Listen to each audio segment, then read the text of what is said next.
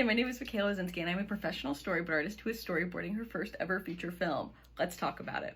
So last time we talked about the style of boards that we're going for. This time I'm going to talk about how I actually got started, because when you get handed 90 pages to board, it's really overwhelming, and you kind of have to break it down. At least I had to break it down for myself to make it an obtainable goal. So I started by actually just setting up, I'm using Storyboard Pro. You could do this in Photoshop, Procreate, you can draw on paper, anything works. But I basically started by making sure I had all of my materials available to me. So I screenshotted every page of the film, brought it in order, and basically put these panels next to it.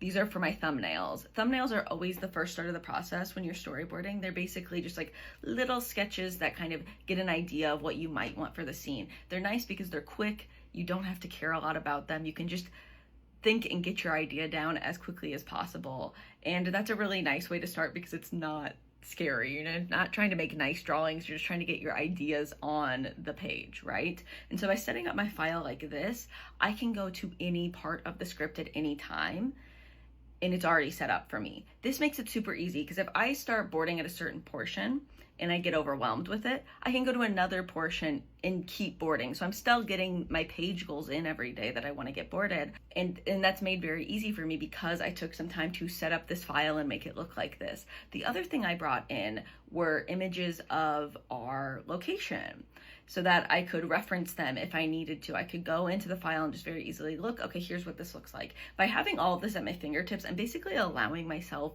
to board a little bit faster because I have everything that I need. So when I have questions, I can pull up the images, or if I get stuck at a section, I can go to another section. This is really important because if I felt restrained in one area, it can kind of just shut your brain down and then you don't want to keep working.